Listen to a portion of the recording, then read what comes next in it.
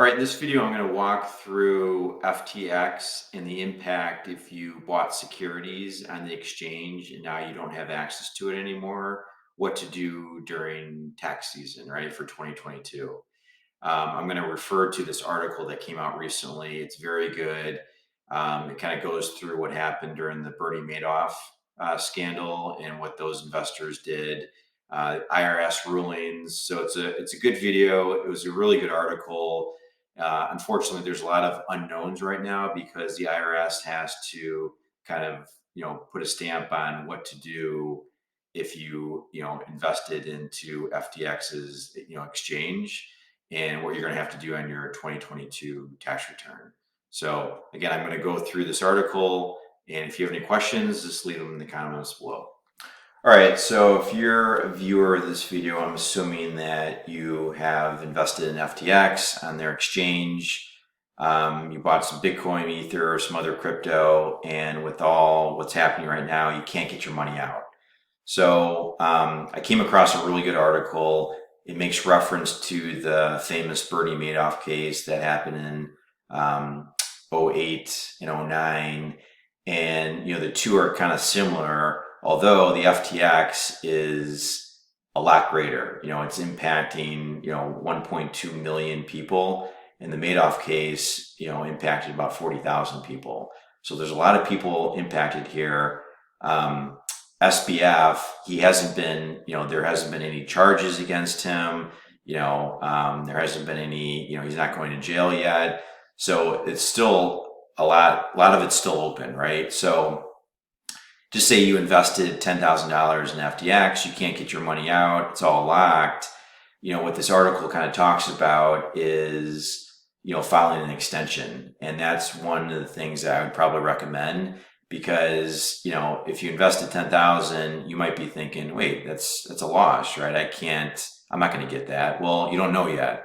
They got a temporary CEO right now. He's trying to kind of figure out what's out there, what's collectible. And I think they're trying to, pay their customers, or at least a portion of it. So by filing an extension, the personal tax returns due April 18th, 2023. So when you're working on your tax return for the 2022 tax year and you owe any money at the time of the extension, you got to pay that. But it allows you 6 months, and that might give, the IRS more time to kind of claim, here's, FTX users, here's how you got to report it, those losses. And you can see here in the Madoff case, charges came about in December of 08, but the IRS did not come out with any guidance to those investors that invested with Bernie until March of 09. So there's like a 4-month delay.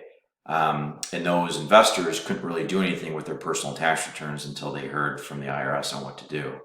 And with the IRS, why they were kind of waiting here is they don't want people to file their returns and then the IRS comes back with guidance, and then those individuals have to amend those returns because the IRS doesn't want to deal with a bunch of amended returns. So, as indicated in this this article, is our guidance would probably file an extension here. Now, if you saw one of my other videos about tax loss harvesting, if you did invest $10,000 and you can't get anything out and you think your money is worthless, just say you have like a $10,000 loss, right? In this example, you could utilize that loss to offset other income, and you're capped at $3,000 a year, as noted here in this article. And we think that a lot of people are going to take this approach, but our recommendation is to kind of wait, because you got to wait to hear what the IRS states on how to kind of manage this, this whole FTX debacle. So hopefully this article helps. I'm trying to just be a little bit proactive here because it's a little messy. But I came across this article and I thought, with the Bernie Madoff and how the IRS handled it, I'm assuming the IRS is going to come out with some guidance here because there are so many people that were impacted by this,